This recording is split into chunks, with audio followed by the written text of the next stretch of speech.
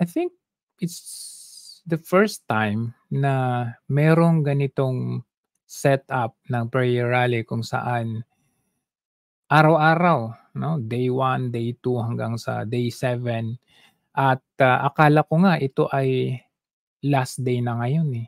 Meron pa pala bukas, tuloy-tuloy pa pala ito. At, ewan ko kung ano yung sinabi ni Ka Eric Celis kanina, sabi niya, 9 days daw, pero dito naman sa ating mga, ah, ano, rally na ito nakalagay naman siyang day 7 but yung to the extent na tuloy-tuloy, araw-araw, ang hirap kayang i-sustain, i-maintain yung ganitong ano, yung ganitong rally. Yung ngang simpleng event nga lang 'di ba, yung event, yung 2-day event or 3-day or 5-day event, 'di ba napakahirap yun. Mahirap in a way na magastos siya. Buti nga yung event kasi yung event meron kang return, eh, 'di ba? Merong ROI kumbaga. Pero itong prayer rally na ito, walang balik ito, eh. Kumbaga ito ay sama-samang gawa nung bawat Pilipino na umattend diyan at hindi siya yung tipong event na meron kang ticket na babayaran, kumbaga merong return sa nagpapa-event. Pero ito, yung day 1, day 2 hanggang sa day 7, iisipin mo paano mo masu-sustain yung ganitong event na, alangang hindi mo pakakainin or hindi kakain yung mga tao na 'yan. From the T-shirts na suot nila, from yung pamasahe, well hindi naman siguro yung pamasahe kasi ang balita ko nga diyan sila natutulog 'di ba? Kumbaga alam mo yun, marami marami kang dapat isaalang-alang dito na gastos para ma-sustain itong mga ganitong event kasi nakita ninyo nung araw na kapag nagra-rally yung mga makakaliwang grupo, for example, 1 day lang tapos na, eh. Kumbaga isang araw lang halimbawa, Labor Day rally, yun lang, 'di ba? Pero ito, ah, ang ganda nung concept na magsasagawa sila ng ano, 1 week long or longer than that na event kasi hindi hindi ito basta-basta na sa tingin ko wala pang nakakatalo ng ganitong event, ng ganitong rally, 'no? Not to mention na itong rally na ito ay very, very peaceful. Hindi lang peaceful, very, ah, malinis, 'no? Peaceful and yung cleanliness niya sobrang nakakabilib kasi nakita ko rin, kung paano sila maglinis araw-araw pagkatapos ng event. Unlike yung mga rally ng mga makakaliwa, for example, nung araw kasi wala ng rally ng mga makakaliwa ngayon, eh, tahimik na sila, nabusalan kumbaga 'no. Yung rally ng mga makakaliwa, mga migrante for example, makita mo pagkatapos ng rally ang kalat kasi meron silang mga sinusunog, mga effigy nila, ewan ko kung anong pinaggagawa nila. Ah, Ito kasi very organized. Makikita ninyo doon sa mga, from yung event organizers or yung mga staffs, yung mga MC, yung mga marshals, yung mga performers, yung mga nandun mismo kumbaga, paano mo isu-sustain yung mga tao na yun na mag-stay, 'di ba? So doon mo makikita, nasa character ito, 'no? Makikita mo doon sa mga tao na yun, yung character, quality, behavior, attitude ng kanilang leader. Doon mo makikita, kasi hindi mo madidisiplina yung mga kagaya nila na nandoon. Very organized, very clean, neat sila kumbaga. Kung wala silang respeto, paggalang, or pagka-believe man lang sa kanilang leader. Diyan mo makikita kung anong klaseng leader ang namumuno sa kanila dahil tignan mo, for example,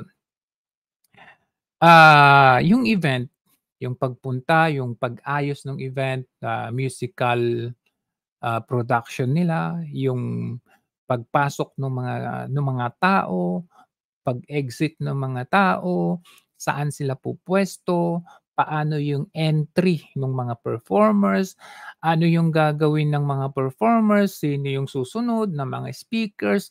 Makikita mo na sunod-sunod talaga yun at kumbaga, example na lang ano, yung halimbawa, magsasalita si Attorney Sal Panelo, example, meron siyang sasabiing isang linya, tapos biglang yung MC magsasalita siya ng, "Hindi kami bayad, hindi kami bayad." Dugs, tapos yung drummer naman, dig dig dig sh, dig dig dig dig sh, "Hindi kami bayad." Tapos yung, ano yun, yung lead guitarist naman, ting, parang may rock, melody baga for example. Pagkatapos nung tigdidig ding shing, tapos na yun, des magsasalita ulit si Attorney Sal Panelo ng next na line. Kumbaga parang ano 'to, nasa script ba nila yung na yun or impromptu? Sa tingin ko parang impromptu, na parang alam mo yun, lumabas na lang mula sa kaibuturan ng nararamdaman. Kumbaga ito pulso or bugso ng damdamin ng taong bayan na nanggagaling sa kaibuturan 'no, sa kalooban ng bawat nandiyan. Kaya nakita niyo, merong magsasalita yung speaker tapos, merong pa-adlib na, "Hindi kami bayad, tambalos-los, i itapon." Yung mga tambalos-los, itapon, mga gano'n. Meron basta ang daming mga ano, hindi nawawalan nung mga wordings 'no, na to imply, to implicate something like punong-puno na ang taong bayan, alam mo yun? So, galing talaga sa puso at kaibuturan ng bawat nandiyan sa event na 'yan. So, makikita mo talaga and then next speaker gano'n ulit, next speaker gano'n ulit. Tapos pagkadating na kay, Pangulong Duterte, walang gano'n. Wala wala yung adlib-adlib na gano'n. So, nakita ninyo yung ano bang tawag dun, meron siyang ano, meron siyang parang hindi ko alam kung impromptu talaga 'yan or nasa production talaga yun o ano, pero nung pagdating na kay Duterte nagsasalita, wala ng adlib na gano'n as to give ano, the alam mo yung utmost respect na ang nagsasalita sa harapan natin ay si the former president, si Duterte. Yun yung pinaka-guest speaker natin. Para tuloy-tuloy yung kanyang sasabihin. 'Di ba wala ng adlib-adlib na gano'n. So makikita natin na talagang ano, may variations yung event na, paiba-iba para siyempre 'pag naman monotonous ang isang event talagang tulog 'no, boring kumbaga. Biruin ninyo wala ngang mga banda na sikat diyan pero nakita mo, how would you maintain yung lively na event? Ilang oras na 'yan, 3 to 5 hours or maybe more than that. Pero nare-retain mo yung, ano, yung concentration ng tao, gising na gising sila, live na live. Kasi paiba-iba, even the music 'no, hindi lang siya yung purely gospel song na or very mellow song or very, mellow and dramatic song. Meron ding rap, may reggae, merong pop song, merong dance music, kumbaga mapapaindak ka talaga. I mean, it is a prayer rally pero andun yung variation, parang variety show na, iba-iba. Kumbaga sa pagkain marami kang mga menu doon na pagpipilian na hindi lang panay adobo lahat, parang gano'n. So, makikita mo na alam mo yung 'pag nandiyan ka sa event, mafi-feel mo na it's not it's not only a celebration but you are there na inilalabas mo yung bugso, yung pulso mo, and at the same time nag-e-enjoy ka, masaya ka na naging bahagi ka, naging parte ka ng kasaysayang ito. This is historical actually, historical na makikita ito ng mga susunod pang henerasyon, mga apo-apo natin. So, um from day 1, day 2, day 3, day 4, day 5, day 6, day 7, parehas yung yung setup 'no. Parang merong stage 1, stage 2, stage 3, stage 4 hanggang sa dumating na sa pinaka-last stage which is yung Jericho March, 'di ba? Saan ka nakakita ng gano'n? Walang gano'n nung mga prayer rally before. Talagang yung konsepto like for example itong Jericho March, 'di ba? Tinignan ko, ano ba 'tong Jericho March na 'to? Yun pala yung Jericho March, hinango ito, historically hinango din ito na parang yung, march na ito parang, nagmarcha yung mga tao, pinaikutan yung walls of Jericho, parang yung Jericho yung yung parang parang lugar, pinaikutan yun kasi nga, to fight and to somehow, destroy hindi naman destroy, parang to, conquer yung place na yun. So, parang pinalibutan nila yung walls of Jericho kaya tinawag na Jericho Walls. So, ito naman, modern era, modern times, wherein meron tayong nararanasan na corruption, pagmamalabis, injustice sa ating gobyerno. So, Jericho March, itong mga kababayan natin magmamarcha sila paikot, depende kung ilang ikot 'yan, dun magtatapos yung programa. So, paiikutan yung korapsyon para matanggal itong korapsyon na ito, labanan ng korapsyon, pinaiikutan kumbaga, "Sumuko na kayo, napapalibutan namin kayo," parang gano'n. So, saan ka nakakita ng mga gano'ng scenario or setup sa isang programa or event, 'di ba?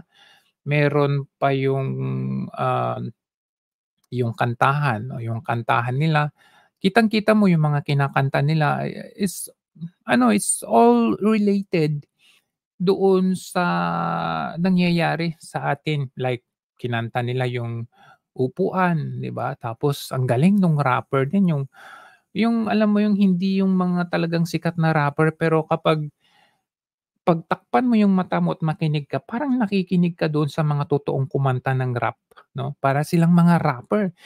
Yung mga ibang ibang kumanta din ng mga songs na yung hindi naman rap or yung reggae, takpan mo yung mata mo ta's pakinggan mo lang, parang nakikinig sa totoong reggae artist. So, makikita mo dito, paano kaya nagkaroon ng mga gano'ng talento itong mga members ni Pastor Kibuloy, dun mo mare-realize na, ah, siguro, dahil mga kasama nating mga vlogger sila naman ang nakapunta dun, siguro meron silang mga yung parang, ah, theater gano'n or meron silang mga, audition or something like hindi naman audition or something like, um, showcasing of each ah, of one's talent, 'di ba? Made-develop nila 'yun tapos magagamit nila 'yun sa kanilang prayer rally or sa kanilang mga masses, mga simba, mga ganito ganyan, ministry.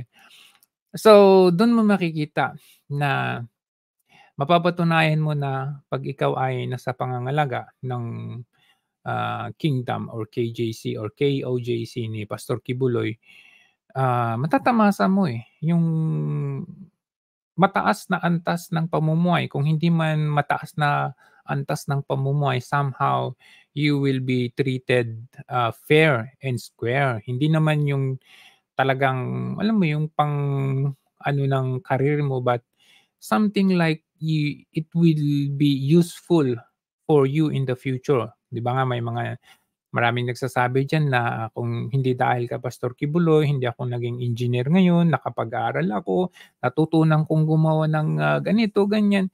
So, itong 7-day rally or itong rally, prayer rally na ito, kahit wala diyan si Pastor Kibuloy, makikilala mo si Pastor Kibuloy because of these people, 'no? These people, very organized, very respectable. Alam nila kung paano yung setup, alam nila, alam mo yun, andun lahat, the program, how they treat their speakers, their visitors, everyone makikita mo may ano.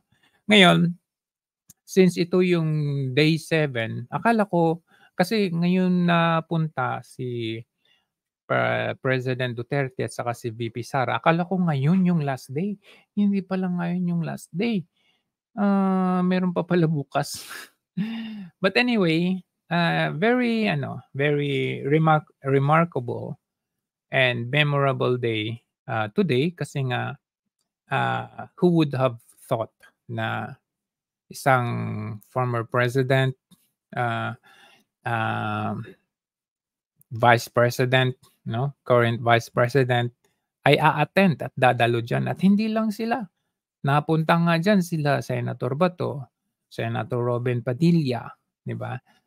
Senator Bongo. So napunta sila diyan. So today is very memorable and remarkable for this prayer rally because meron silang kanya-kanyang toka or katungkulan na uh, they had to be there and to speak up.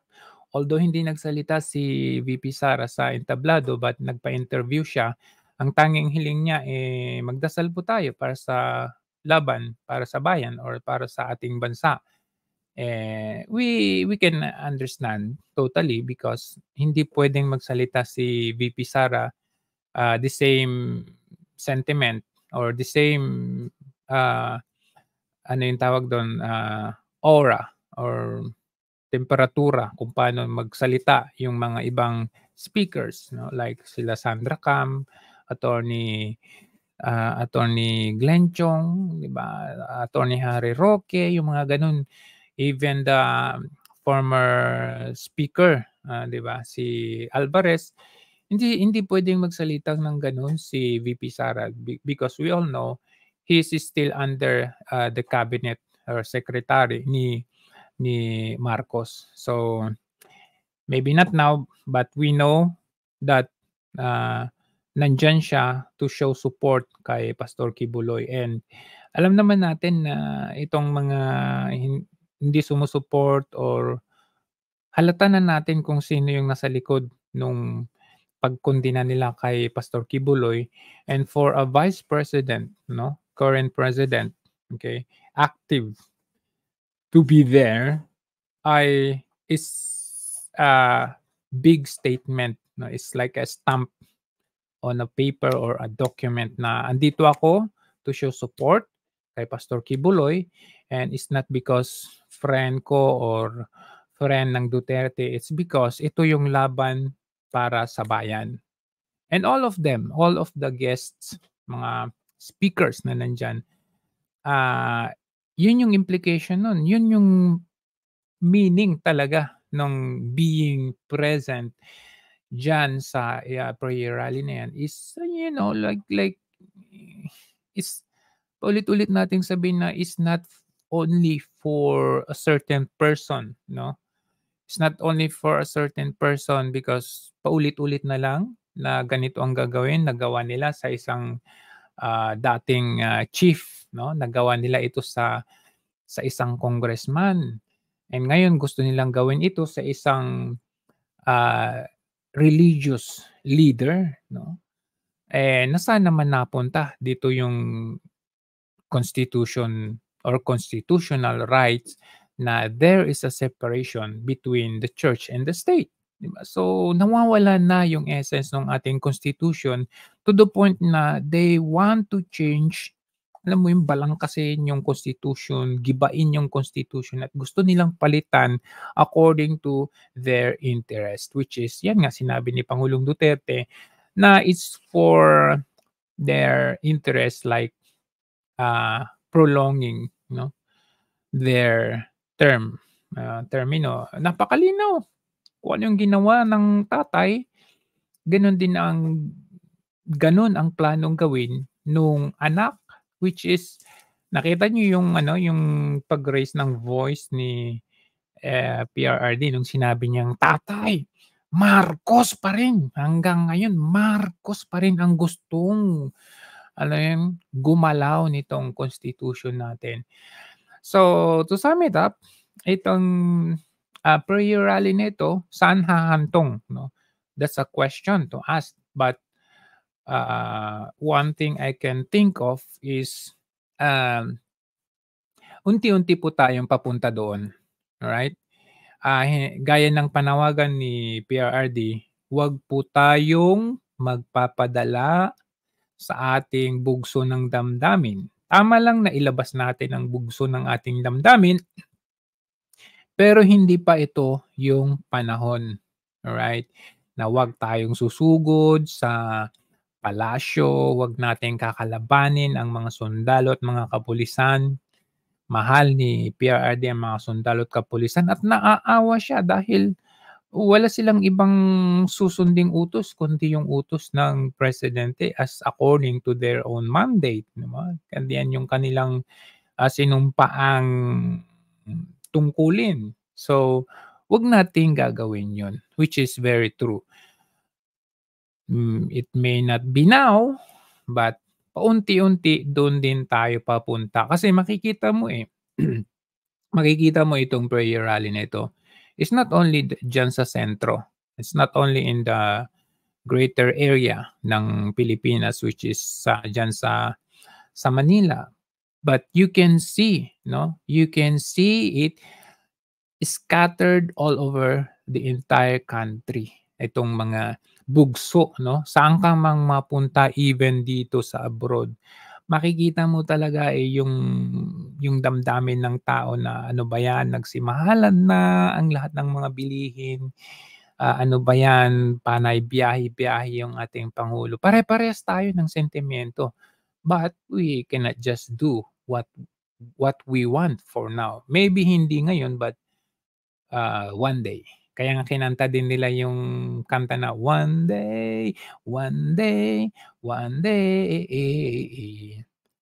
day darating tayo diyan. So yan lang ang aking reaksyon dito sa Prayer Rally Day 7. Anyway, meron pa namang bukas, 'di ba? But for now, memorable, remarkable for, our guest speakers na dumating, PRRD, Sara Duterte, Robin Padilla, Senator Bato, ayan si Attorney Panelo, andiyan si Alvarez, Alvarez 'di ba maalala niyo na kumbaga, pinatanggal ni VP Sara pero nandiyan, mahal niya ang mga Duterte, 'di ba? Alam mo 'yun, kasi hindi 'yan sa ano, makikita mo dito yung totoong may malasakit sa atin. Yung sinabi ni Duterte sa huli ng kanyang bago siya umalis, "Mahal ko kayong lahat." That's the best line